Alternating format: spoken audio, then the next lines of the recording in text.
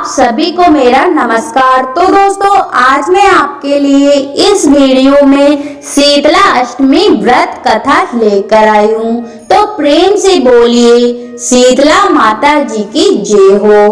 एक बार शीतला माता ने सोचा कि चलो आज देखूं तो सही कि धरती लोक पर मेरी पूजा कौन कौन करता है, कौन मुझे मानता है।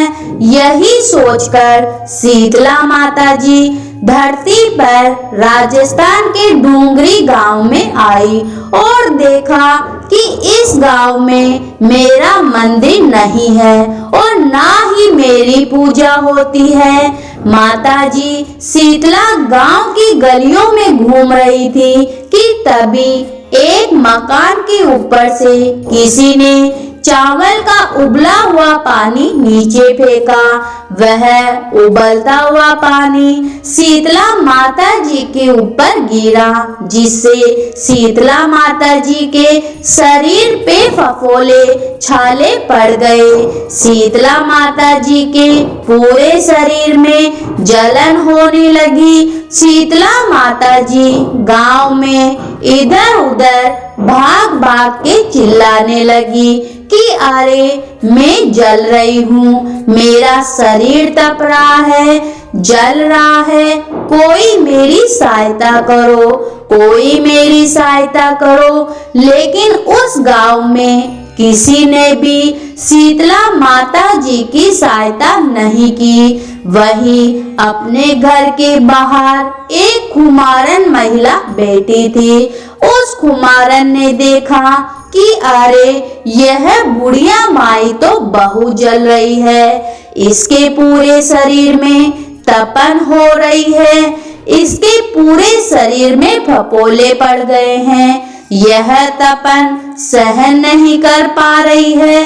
तब उस कुमारन ने कहा कि हे मैया, तुम यहाँ आकर बैठ जाओ, मैं तेरे शरीर के ऊपर ठंडा पानी डालती हूँ। कुमारन ने उस बुढ़िया माई के शरीर पर खूब ठंडा पानी डाला और बोली कि हे मैया, मेरे घर में रात की बनी हुई राबड़ी रखी है, थोड़ा दही भी है, तुम दही राबड़ी खा लो। जब बुढ़िया माई ने ठंडी जवार के आटे की राबड़ी और दही खाया तो उसके शरीर को ठंडक मिली। तब उस कुमारन ने कहा कि आ मैया बैठ जा, तेरे सिर के बाल में बिखरे हुए हैं, ला मैं तेरी चोटी गूंथ देती हूँ। और कुमारन बुढ़िया माई की चोटी गूंथने हेतु कंघी बालों में करती रही कि अचानक कुमारन की नजर उस बुढ़िया माई के शरीर के पीछे पड़ी तो कुमारन ने देखा कि एक आंख बालों के अंदर छिपी हुई है। यह देखकर वह कुमारन के डर के मारे घबराकर भागने लगी। तभी उस बुढ़िया माई ने कहा, रुक जा बेटी, तू डर मत, मैं कोई भूत प्रेत नहीं हूँ, मैं शीतला देवी हूँ। मैं तो इस धरती पर देखने आई थी कि मुझे कौन मानता है, कौन मेरी पूजा करता है।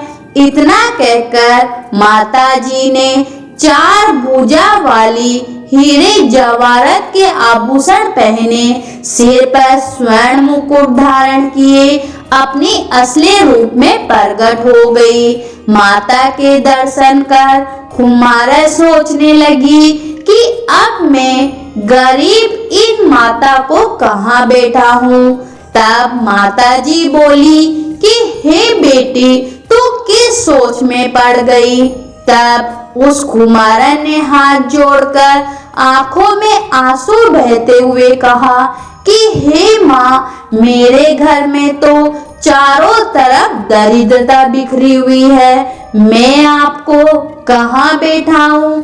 मेरे घर में ना तो चौकी है, ना बैठने का आसन है। तब शीतला माता जी प्रसन्न होकर उस कुमारन के घर पर पड़े खड़े गधे पर जाकर बैठ जाती है और एक हाथ में झाड़ू दूसरे हाथ में डलिया लेकर उस कुमारन के घर की दरिद्रता को झाड़कर डलिया में भरकर फेंक देती है और उस कुमारन से कहती है कि हे बेटी, मैं तेरी सच्ची भक्ति भावना से प्रसन्न हूँ।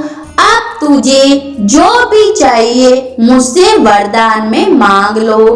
तब कुमारन ने हाथ जोड़कर कहा कि हे माता, मेरी इच्छा है कि अब आप इसी डूंगरी गांव में स्थापित होकर यही निवास करें और जिस प्रकार आपने मेरे घर की दरिद्रता को अपनी झाड़ू से साफ कर दिया है, ऐसे ही आपको जो भी भक्त होली के बाद की सप्तमी को भक्ति भाव से पूजा कर अष्टमी के दिन आपको ठंडा जल, दही व बासी ठंडा भोजन चढ़ाए, उसके घर की दरिद्रता को दूर करना एवं आपकी पूजा करने वाली महिला का अखंड सुहाग रखना, उसकी गोद हमेशा भरी रखना।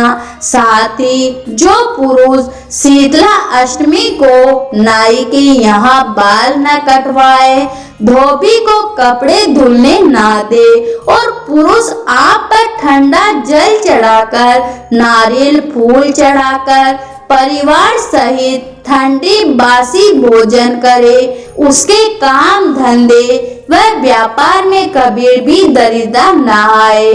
तब शीतला माता जी बोली, तथास्तु। हे बेटी, जो तूने आज वरदान मांगा है मैं सब तुझे देती हूँ। हे बेटी, तुझे आशीर्वाद देती हूँ कि मेरी पूजा का मुख्य अधिकार इस धरती पर सिर्फ कुमार जाति को ही होगा। तभी उसी दिन से डोंगरी गांव में शीतला माता जी स्थापित हो गई और उस गांव का नाम हो गया सील की डोंगरी। सील की डोंगरी भारत का एकमात्र मुख्य मंदिर है जहां शीतला सप्तमी के दिन यहाँ बहुत विशाल मेला लगता है। तो प्रेम से बोलिए शीतला माता जी की जय हो।